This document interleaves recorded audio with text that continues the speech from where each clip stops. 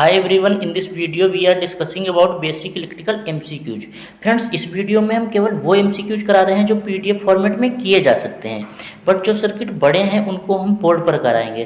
तो फ्रेंड्स, बने रहिए हमारे साथ वीडियो में, और जिन्होंने अभी तक चैनल को सब्सक्राइब नहीं किया तो प्लीज़ सब्सक्राइब कर लीजिए। तो फ्रेंड्स, स्टार्ट करते हैं वीडियो को। क्वेश्चन नंबर 1 दिया गया है कि एक आदर्श वोल्टेज स्रोत का प्रतिरोध होना चाहिए। तो एक आइडियल वोल्टेज स्रोत का प्रतिरोध क्या होता है? 0 होता है। ऑप्शन नंबर सी।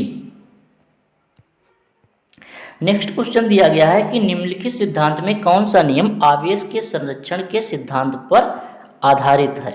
तो फ्रेंड्स, जो किरचॉफ का फर्स्ट नियम होता है, किरचॉफ केसीएल, जिसे हम केसीएल कहते हैं, किरचॉफ के प्रथम नियम के अनुसार किसी जंक्शन पर मिलने वाली धाराओं का बीजगणितीय योग 0 होता है, यानी आने वाली धाराओं का योग बराबर जाने वाली धाराओं का। तो ये आवेश संरक्षण के सिद्धांत पर काम करता है। Option number A, Kirchhoff current law. Second question दिया है कि किरचॉफ का वोल्टेज नियम निम्न में किस सिद्धांत पर आधारित है? अब ये वोल्टेज नियम है। किरचॉफ के वोल्टेज नियम के अनुसार किसी सर्किट में लगे ईएमएफ का योग तथा प्रत्येक ब्रांच में फ्लो होने वाली करंट तथा उसके संगत प्रतिरोध का बीजगणितीय योग क्या होता है? 0 होता है, यानी सिग्मा ई बराबर plus sigma I R equal to 0। तो ये किसको रिप्रेजेंट करता है? ऊर्जा संरक्षण के सिद्धांत पर। Option number B. Next question दिया गया है किसी नेटवर्क में 2 या 2 से अधिक शाखाओं का प्रतिच्छेदन बिंदु कहलाता है। तो एक बिंदु पर 2 या 2 से अधिक शाखाएं मिलती हैं, उसे क्या कहते हैं? नोड कहते हैं। अगर 3 या 3 से अधिक शाखाएं मिलती हैं तो उसको क्या कहते हैं? ब्रांच कहते हैं। ऑप्शन नंबर यहाँ पर सी सही होगा, 2 या 2 से अधिक। किरचॉफ का वोल्टेज नियम वाले परिपथ के लिए लागू नहीं होता है। तो ये डिस्ट्रीब्यूटेड पैरामीटर्स पर लागू नहीं होता है। किस पे? Distributed parameters. एक नेटवर्क में शाखाओं की संख्या b है और नोड्स की संख्या n है। इंडिपेंडेंस लूप की संख्या l है, तो इंडिपेंडेंस नोड समीकरण की संख्या होगी। इसमें नोड समीकरण की संख्या पूछ रहा है और हमको नोड की संख्या n दिया है, तो नोड समीकरण और कौन से नोड? Independent node. तो इंडिपेंडेंट नोड की संख्या हो जाएगी n-1। जितने स्वतंत्र नोड दिए हैं उससे एक कम स्वतंत्र नोड समीकरण की संख्या होगी। ऑप्शन नंबर यहाँ पर डी होगा, राइट ऑप्शन डी।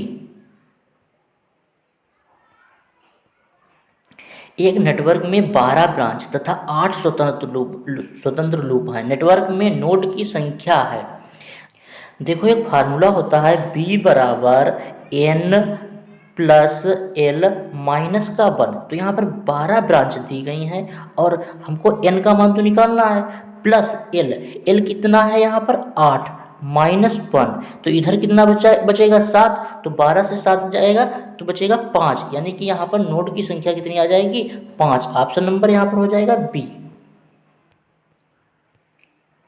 एक विद्युत नेटवर्क में 8 स्वतंत्र नोड के साथ में नोडल इक्वेशन कितनी होंगी? तो इसमें अभी हमने बताया था जितने स्वतंत्र नोड होते हैं उससे एक कम, यानी कि 7 nodal equation. Option number C. अधिकतम शक्ति स्थानांतरण प्रमेय में आंतरिक प्रतिरोध होना चाहिए। तो आंतरिक प्रतिरोध कितना होना चाहिए? लोड प्रतिरोध के बराबर, RL बराबर RS। एक कंडीशन होती है अधिकतम शक्ति स्थानांतरण प्रमेय की। डीसी वोल्टेज के लिए इंडक्टर व्यवहार करता है शॉर्ट सर्किट की तरह। डीसी वोल्टेज में इंडक्टर शॉर्ट सर्किट की तरह बिहेव करता है। सुपरपोजिशन थ्योरम किस संकल्पना के आधार पर है? तो ये सुपरपोजिशन थ्योरम लीनियरिटी संकल्पना के आधार पर आधारित है। फिर एक क्वेश्चन शायद रिपीट हुआ है, आदर्श वोल्टेज सोर्स का आंतरिक प्रतिरोध कितना होता है? अभी बताया था 0। आगे देखो, आदर्श धारा स्रोत का आंतरिक प्रतिरोध होता है। तो अब यहाँ पर करंट सोर्स है, आइडियल करंट सोर्स का कितना होता है? इनफाइनाइट। वोल्टेज सोर्स का कितना होता है? 0। तो फ्रेंड्स, इस वीडियो में इतना ही। मिलते हैं नेक्स्ट वीडियो। और फ्रेंड्स, ठंडी में पढ़ते रहिए।